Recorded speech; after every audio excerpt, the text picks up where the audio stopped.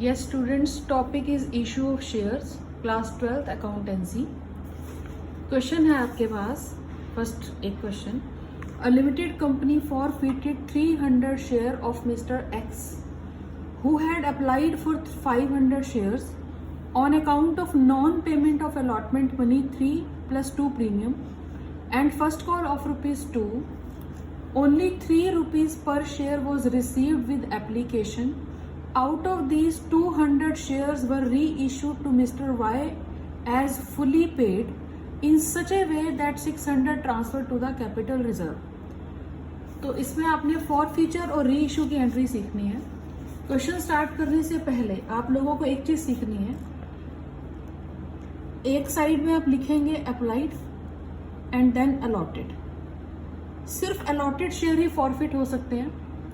इसका मतलब जो यहाँ पर मिस्टर एक्स जितने शेयर मांग रहा है, he is asking for 500 shares, लेकिन कंपनी ने उसे सिर्फ 300 शेयर अलॉट किए हैं. ठीक, एक बात ये. फिर application money in this question जो है दैट इज 3 रुपीज, उसने सिर्फ ये वाला अमाउंट पे किया. Eight the time of allotment money is 3 plus 2. जब आप प्लस 2 लिखते हो it is a premium. Premium is not a part of share capital. Premium is extra amount. And first call in this question is ₹2 पर share. Final call company ने कभी due की ही नहीं, तो शेयर की जो वैल्यू है वो 8 रुपीज है. इसे आप कॉल्ड अप कैपिटल भी बोल सकते हैं. इन दिस क्वेश्चन 2 रुपीज का प्रीमियम है. उसने ना तो अलॉटमेंट मनी पे किया और ना ही फर्स्ट कॉल पे की. लेकिन ऐसा जरूरी तो नहीं, ऐसा है ही नहीं कि उसने अलॉटमेंट का कुछ पैसा कुछ भी नहीं पे किया. उसे 500 शेयर के लिए एप्लीकेशन भेजा था, लेकिन कंपनी ने उसे सिर्फ 300 शेयर दिए. इसका मतलब उसने 200 शेयर्स के ऊपर एप्लीकेशन मनी, ये सबसे इंपॉर्टेंट चीज है, एप्लीकेशन मनी दैट इज ₹3, उसने 3 रुपए का एप्लीकेशन मनी एक्स्ट्रा पे किया है. और वो कितना है? 600 रुपीज. कंपनी ये पैसा उसे वापस नहीं बोल कर रही. कंपनी उसका ये एक्सेस अमाउंट उसकी अलॉटमेंट पर एडजस्ट कर देगी. तो आप पहले ये कैलकुलेट करें, क्या वाकई उसने अलॉटमेंट मनी नहीं पे किया? तो अलॉटमेंट मनी जो ड्यू हो रहा है 300 शेयर्स के ऊपर दैट इज ₹5 पर शेयर, 1500 में से उसने ये 600 ऑलरेडी पे कर दिया, जो उसने एक्स्ट्रा एप्लीकेशन मनी पर दिया 600. ये 600 मैंने इसलिए माइनस कर दिए क्योंकि ये उसने ऑलरेडी पे कर दिए हैं. Actual amount which is not paid by him at the time of allotment is 900. उसने सिर्फ 900 अलॉटमेंट मनी पे नहीं किया है. अब कंपनी उसके शेयर फॉरफिट कर रही है. फॉरफिट करने का मतलब कंपनी उसके शेयर कैंसिल कर रही है, वापस ले रही है उसे. तो एंट्री क्या होगी? एंट्री में सबसे पहले आप शेयर कैपिटल अकाउंट डेबिट, क्योंकि कैपिटल रिवर्स की जा रही है, तो एंट्री आपकी क्या होगी? Share capital account debit. ठीक है. अब इसमें इंपॉर्टेंट चीज क्या है देखने वाली और समझने वाली. In this question part of capital is 8 only instead of 10, क्योंकि कंपनी ने 8 रुपए फर्स्ट कॉल के बाद ही उसके शेयर फॉरफिट कर लिए. Number of share forfeited by the company is 300. 300 into 8 पर शेयर, अमाउंट आपके पास आएगा 2400. इन दिस क्वेश्चन अलॉटमेंट के टाइम पर प्रीमियम भी है. प्रीमियम उसने पे नहीं किया, तो प्रीमियम भी इसके साथ क्या होगा? Debit. Security premium account debit. 300 shares के ऊपर premium 2 rupees, 600 not paid by him. Clear. जो अमाउंट उसने पे नहीं किया दैट इज अलॉटमेंट. जो अमाउंट वो पे नहीं कर रहा उसे कंपनी लिखेगी टू शेयर अलॉटमेंट. यानी जब आप शेयर फॉरफिट करें सबसे पहले एंट्री होगी share capital account debit. If premium is also asked by the company, premium is not paid by the share holder because उसने अलॉटमेंट पे नहीं किया है, तो प्रीमियम भी डेबिट हो जाएगा. फिर आप वो अमाउंट लिखे सीरीज में जो उसने पे नहीं किया. इस क्वेश्चन में उसने अलॉटमेंट नहीं पे की, लेकिन पूरी अलॉटमेंट पे नहीं की ऐसा नहीं है. उसके 300 शेयर के ऊपर 5 रुपए के अकॉर्डिंग अलॉटमेंट मनी ड्यू हो रहा है 1500, जिसमें से वो 600 ऑलरेडी पे कर चुका है। कैसे? उसने 500 शेयर के लिए अप्लाई किया था, लेकिन कंपनी ने उसे सिर्फ 300 शेयर पे किए, अलॉट किए। इट मीन्स उसने 200 शेयर्स के ऊपर एप्लीकेशन मनी 3 रुपए यानी 600 एक्स्ट्रा पे किया, which is adjusted by the company on allotment. उसकी टोटल अलॉटमेंट 300 शेयर्स के ऊपर ड्यू हो रही है 1500, जिसमें से वो 600 ऑलरेडी दे चुका है, 900 उसने पे नहीं किया। तो 2 share allotment amount which is not paid by him. Allotment के बाद नेक्स्ट स्टेप क्या है? First call. 2 share first call. First call पर उसने कितना अमाउंट पे नहीं किया? 300 share into first call money 2 rupees into 2 600। Next आपका आएगा 2 share for feature. For feature में वो अमाउंट लिखना चाहिए जो उसने पे कर दिया है। 2 शेयर फॉर फीचर, इसे ध्यान से समझना है। फॉर फीचर का मतलब amount which is paid by him. एक तो वो 200 शेयर्स के ऊपर एप्लीकेशन मनी 3 रुपए दे चुका है 600, लेकिन उसने एक तो वो 300 शेयर्स के ऊपर एप्लीकेशन मनी दे चुका है 900, लेकिन उसने मांगे कितने शेयर थे एक्स्ट्रा? 200। उसके ऊपर भी तो 3 रुपए दे चुका है, तो टोटल अमाउंट उसने कितना पे कर दिया है? 1500। ऐसे भी कर सकते हो, एक और शॉर्टकट मेथड भी है, लेकिन वो ध्यान से करना चाहिए। उसने अप्लाई 500 शेयर्स के लिए किया। 500 इंटू 3 मल्टीप्लाई कर दोगे तब भी आपके पास उसका फॉर फीचर अमाउंट आ जाएगा। तो actual amount which is paid by him, it is forfeited by the company. तो 2 share for feature, for feature में अमाउंट कितना आ रहा है? 1500। ये तो हो गया फॉर फीचर की एंट्री। जब आप ये फॉर फीचर की एंट्री कर लें तो 1 मिनट रुकें, और सबसे पहले ये देखना चाहिए बच्चों को, स्टूडेंट्स को, कि जितने शेयर फॉरफिट हो रहे हैं या सारे रीइश्यू हो रहे हैं या कुछ कम हो रहे हैं। तो इस क्वेश्चन में आउट ऑफ दीज 200 शेयर्स वर री इश्यूड टू मिस्टर वाई। पहले तो ये पता लगाएं कि उसके कितने शेयर री इश्यू हो रहे हैं? 200। 200 का फॉर फीचर अमाउंट कितना है? ये जो आपके पास 1500 अमाउंट है, ये 1500 अमाउंट 300 शेयर का है, लेकिन री इश्यू कितने कर रही है कंपनी? 200 शेयर। तो सबसे पहले आप 200 शेयर का 200 शेयर्स का फॉर फीचर अमाउंट सेपरेट कर देंगे। वो कैसे होगा वो भी देखो।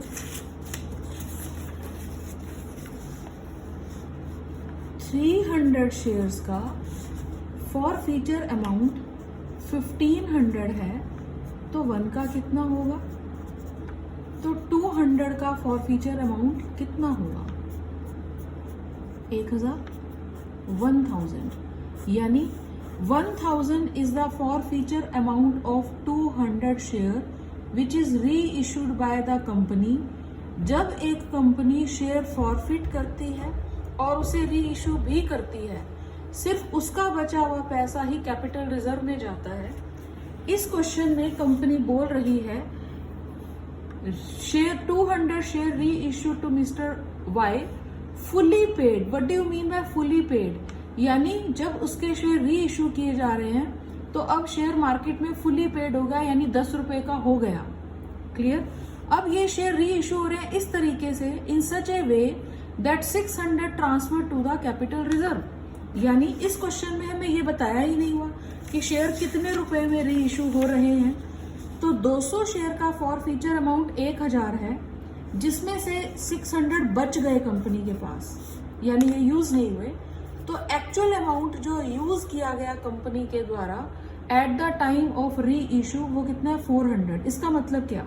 यानी जब कंपनी ने इन शेयर को री इशू किया तो कंपनी को 400 रुपए का लॉस हो रहा है।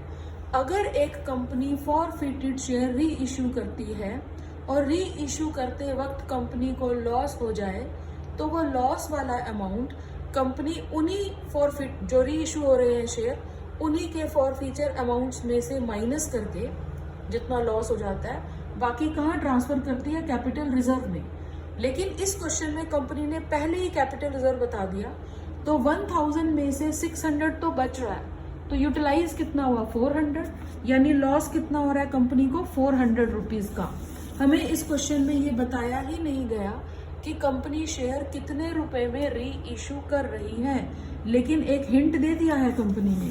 हिंट ये दिया गया है कि शेयर की फेस वैल्यू अब पूरी 110 है, तो री इशू की एंट्री क्या होगी, बैंक अकाउंट डेबिट, पैसा आएगा लेकिन हमें पता ही नहीं कितना आ रहा है, छोड़ दो। एक चीज पता है, share forfeiture account, for feature account कब डेबिट होता है, जब एक कंपनी फॉरफिटेड शेयर री इशू कर रही है और री इशू करते वक्त लॉस हो जाता है, तो उस लॉस को कंपनी उसी के फॉरफीचर अमाउंट से पूरा करती है। ये 1500 300 शेयर का फॉरफीचर अमाउंट था, लेकिन 200 शेयर का फॉरफीचर अमाउंट हमने कैलकुलेट किया, वो आ रहा था 1000 में से 600 तो बच गए हैं, तो यूज कितने हो रहे हैं 400, और 400 को हम यहाँ लिखेंगे share forfeiture account debit 400। One of the best clue which is given by the company, share fully paid हो गया, तो 2 शेयर कैपिटल यानी 200 शेयर री इशू हो रहे हैं और एक शेयर 10 रुपए का है, यानी 2000 रुपीज पार्ट ऑफ कैपिटल है। 2000 का शेयर में 400 रुपए का कंपनी को लॉस हो रहा है, इसका मतलब कंपनी ने शेयर री इशू कितने में किया है 1600 में। क्लियर।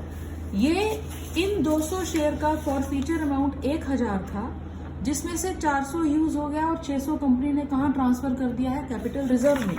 ये तो ऑलरेडी हमें दिया ही हुआ था, तो लास्ट एंट्री आपकी क्या बनेगी, share forfeiture account debit, share forfeiture account debit to capital reserve. Reissue करने के बाद जो भी अमाउंट आपका बच जाएगा, it should be transfer to the capital reserve, share forfeiture account debit to capital reserve. ये आपके पास कितना आ रहा है 600, ये ऑलरेडी गिवन है। सपोज इस क्वेश्चन में आपसे बच्चों से ये क्वेश्चन पूछ लिया जाए कि जब कंपनी इन शेयर को री इशू कर रही है तो एक शेयर कितने रुपए में री इशू हो रहा है, ये भी पूछा जा सकता है। तो हमने बैंक में कैलकुलेट किया 1600, ये 200 शेयर का अमाउंट है बैंक में। तो अगर आपको ये पूछा जाए कि पर शेयर जो है वो कितने रुपए में री इशू हो रहा है, तो 1600 को आप डिवाइड कर दोगे नंबर ऑफ शेयर से, तो एक शेयर 8 रुपए में री इशू किया जा रहा है। ये भी पूछा जा सकता है एमसीक्यू में। एक और क्वेश्चन, अच्छा क्वेश्चन है, डिसेंट भी, इसका सॉल्यूशन भी आप चेक भी कर सकते हो। Bank account debit 1600 400 forfeiture to capital reserve. Next एक और क्वेश्चन है, बहुत अच्छा। A limited company forfeited 200 share of 100 each originally issued at 20% premium which was payable along with application money। Normally अगर किसी कंपनी ने ये नहीं बताया कि प्रीमियम वाला पैसा, प्रीमियम अमाउंट कंपनी कहाँ मांगेगी, तो वो हमेशा अलॉटमेंट मनी पर होता है। लेकिन इस क्वेश्चन के अंदर कंपनी प्रीमियम वाला अमाउंट जो है at the time of application ही मांग रही है। ठीक है, एक बात तो ये नोट करने वाला। दूसरा, जो भी आपका प्रीमियम अमाउंट होता है वो शेयर की फेस वैल्यू के ऊपर कैलकुलेट होता है। इस क्वेश्चन में शेयर की फेस वैल्यू जो है वो 100 रुपीज है, तो 100 का 20% आपके पास कितना आएगा 20 रुपीज। तो एक कंपनी ने 200 शेयर फॉरफिट किए हैं। वैसे तो शेयर 100 रुपीज का था, लेकिन वो प्रीमियम पर चल रहा है 20 रुपीज, और प्रीमियम वाला अमाउंट जो है वो कंपनी एप्लीकेशन पर मांग रही है। On which allotment money 40 and first call money 30 were not received. जिसके ये 200 शेयर फॉरफिट हो रहे हैं, उसने 40 रुपीज की ना तो अलॉटमेंट मनी पे की और ना ही 30 रुपीज की फर्स्ट कॉल पे की। फाइनल कॉल 20 रुपीज की कंपनी ने कभी मांगी ही नहीं। These share were originally allotted on pro rata basis in the ratio 5:4. What do you mean by 5:4? 5:4 means जिन लोगों ने 5 शेयर अप्लाई किए उनको कंपनी ने 4 शेयर अलॉट किए हैं। स्टूडेंट्स को ये लग रहा है हमें कैसे पता लगेगा, ये एक सिंपल सी बात है, अप्लाइड अमाउंट बड़ा होता है, ज्यादा होता है, और अलॉटेड कम होता है। इसका मतलब अगर मैं आपको बोल रही हूँ कि मुझे 4 शेयर दे दो, तो आप मुझे 5 शेयर्स थोड़े ना दे दोगे। तो इसका मतलब ये हुआ, जिन लोगों ने 5 शेयर के लिए अप्लाई किया, कंपनी ने उन्हें सिर्फ 4 शेयर्स अलॉट किए हैं। These share were subsequently reissued at a discount of 10 per share, credited as 80 rupees paid up. इसका मतलब क्या है? इसका मतलब ये फाइनल कॉल कभी ड्यू हुई ही नहीं। जब कंपनी इन फॉरफिटेड शेयर को री इशू भी कर रही है, तब भी कंपनी की फाइनल कॉल ड्यू नहीं हुई। ठीक, अब क्वेश्चन को लिखने का एक स्टाइल सीखना चाहिए, और वो क्या? वो ये, इस क्वेश्चन में हमें एप्लीकेशन मनी तो मालूम ही नहीं है, लेकिन एक हिंट, बहुत सारे हिंट हैं। Face value of the share is 100, premium 20 rupees का है। ठीक है,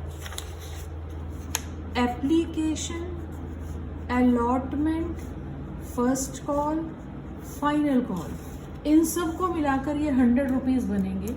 यानी application, allotment, first call, final call, इन सब को मिलाकर शेयर कैपिटल बन जाती है। प्रीमियम अमाउंट एक्स्ट्रा होता है। इस क्वेश्चन में प्रीमियम वाला अमाउंट जो है वो एप्लीकेशन पर है, यानी हमें एग्जैक्ट एप्लीकेशन कितने की है वो मालूम नहीं है। ठीक, और क्या क्या हिंट अवेलेबल है? 40 रुपीज का अलॉटमेंट मनी है, 30 रुपीज की फर्स्ट कॉल है। 40 रुपीज का अलॉटमेंट मनी, 30 रुपीज की फर्स्ट कॉल और 20 रुपीज की फाइनल कॉल है, जो कंपनी ने ड्यू नहीं की। लेकिन फिर हम यहाँ लिख क्यों रहे हैं? सिर्फ इसलिए लिख रहे हैं कि इस साइड का टोटल 100 हो जाए और हमें ये मालूम हो जाए कि एप्लीकेशन मनी कितना है। तो एप्लीकेशन मनी आपने फिल करना है। 40 प्लस 30 70, 70 प्लस 20 90। तो 100 में से अगर आप ये 90 माइनस कर देंगे तो आपका एप्लीकेशन मनी कितना आ रहा है? 10। यानी एप्लीकेशन 10 रुपीज है और 20 रुपए का उस पर प्रीमियम है। सेकंड कॉल कंपनी ने ड्यू नहीं की, यही आपको यहां तक देखना है। ठीक है, अब सबसे पहले स्टूडेंट्स को लिखना चाहिए अप्लाइड एंड देन अलॉटेड। जिन लोगों ने 5 शेयर मांगे, कंपनी ने उनको 4 शेयर्स अलॉट किए हैं। इस क्वेश्चन के अंदर 200 शेयर फॉरफिट हो रहे हैं। हमेशा अलॉटेड शेयर ही फॉरफिट होते हैं। इस क्वेश्चन में आपको अलॉटेड शेयर गिवन है, तो आपको ये फाइंड आउट करना है अप्लाइड। कैसे करेंगे? तो ये दोनों एक जैसी चीजें हैं, इसे एक साइड कर लेते हैं। जिन एप्लीकेंट्स को 4 शेयर अलॉट हुए हैं, उन्होंने अप्लाई कितने के लिए किया? 5। जिन्हें 1 शेयर मिला होगा, उन्होंने कितने के लिए अप्लाई किया होगा? बाय 4। जिन शेयर होल्डर्स को 200 शेयर्स अलॉट हुए, उन्होंने अप्लाई कितने के लिए किया होगा? इनटू 200। तो ये आपके पास आ जाएगा 250। ठीक है, अब आप इसको बनाएं। जिन लोगों ने 250 शेयर्स के लिए अप्लाई किया, कंपनी ने उन्हें सिर्फ 200 शेयर्स अलॉट कर दिए। यानी उन लोगों ने 50 शेयर्स के ऊपर application money, very important, application money total 30 extra पे किया, यानी 1500 पे किया। कंपनी ये एक्स्ट्रा अमाउंट वापस नहीं करेगी, उनके नेक्स्ट स्टेप अलॉटमेंट पर एडजस्ट कर देती है। ठीक है, तो इस क्वेश्चन के अंदर वो बोल रही है कंपनी कि उसने अलॉटमेंट मनी भी नहीं पे किया और फर्स्ट कॉल भी पे नहीं की, यानी अलॉटमेंट मनी भी नहीं पे किया, फर्स्ट कॉल भी नहीं पे की। अब ऐसा तो है नहीं कि उसने कोई भी अमाउंट अलॉटमेंट का पे नहीं किया, बाई चांस हो गया, क्योंकि उसने 250 शेयर अप्लाई किए थे और कंपनी ने अलॉट कितने किए हैं? 200 शेयर। तो 50 शेयर्स के ऊपर application money extra paid by him which is adjusted by the company on his allotment. तो 200 शेयर्स के ऊपर टोटल अलॉटमेंट मनी इज 40, 8000। 8000 में से ये 1500 ऑलरेडी पे कर चुका है, ये पेड है।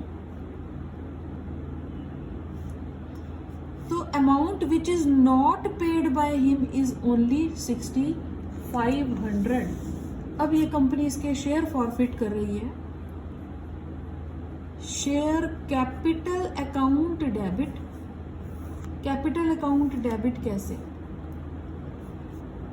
200 शेयर्स, ये 200 shares, now the part of capital is 40 plus 30 plus 10, 80 rupees, क्योंकि कंपनी ने फाइनल कॉल कभी मांगी ही नहीं, तो एक शेयर कितने का है 80, तो पार्ट ऑफ कैपिटल इज 80, 16,000।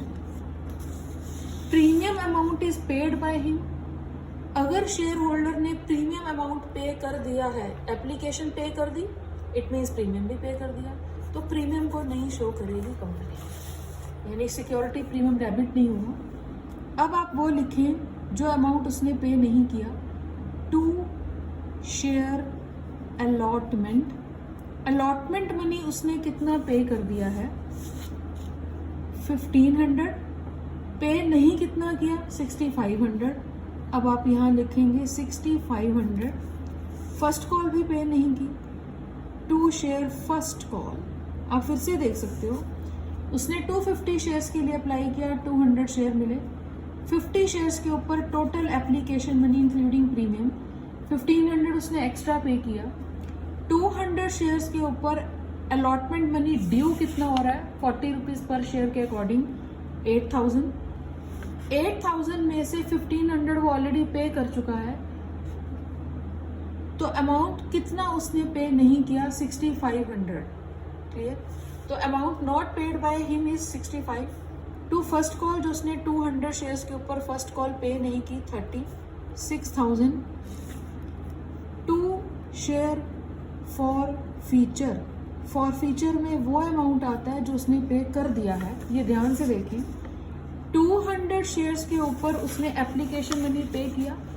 अब जब आप ये फॉर फीचर अमाउंट कैलकुलेट करेंगे, ये 20 नहीं लेना चाहिए, ये लेंगे सिर्फ 10 इंटू 10, 250 शेयर्स जो उसने एक्स्ट्रा मांगे थे उसके ऊपर 30 रुपीज इंक्लूडिंग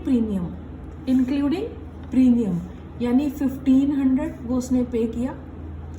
हमने यहाँ प्रीमियम भी लेना है क्योंकि ये 1500 कंपनी ने उसके अलॉटमेंट में एडजस्ट कर दिए हैं, यानी मिल चुके हैं, तो जो पैसा कंपनी को मिल चुका है वो कंपनी फॉरफिट कर लेगी, तो 2000 plus 1500 total amount forfeited by the company, जो अमाउंट कंपनी फॉरफिट कर रही है वो आपके पास आएगा 3500, तो 2 प्लस 15 ये आपके पास आ रहा है 3500। फिर भी एक बार इसे टोटल करके इसके साथ मैच करना चाहिए, 6 प्लस 6 12, 13 14 15 और हो गया 16। चलो अब री इशू कर रही है कंपनी, इस these share were subsequently reissued at a discount of 10। अब कंपनी 80 वाला शेयर 10 रुपीज डिस्काउंट पर, यानी 70 रुपए में 70 रुपीज में इशू कर रही है, री इशू कर रही है। री इशू करते वक्त देखना चाहिए कि कंपनी पूरे ही शेयर री इशू कर रही है जितने फॉरफिट किए थे, इस क्वेश्चन में यस, तो री इशू करने की एंट्री क्या होगी, bank account debit 200 shares into 70, 14,000 share forfeiture account debit, ये वो फॉर फीचर अकाउंट डेबिट हो रहा है जब री इशू करते वक्त लॉस हो रहा है, यानी जो री इशू करते वक्त लॉस हो रहा है वो कंपनी इसके फॉर फीचर अमाउंट से कवर अप कर लेगी, तो 200 into 10 2000, to share capital 200 into 80 16,000, 3500 rupees में से 2000 रुपीज यूज हो गए, बाकी बचे हुए पैसे कंपनी ट्रांसफर कर देगी कैपिटल रिजर्व में, share forfeiture account debit to capital reserve, ये आपके पास अमाउंट आ जाएगा 3500 माइनस 2000 1500, ये आपके पास कैपिटल रिजर्व। एक इंपॉर्टेंट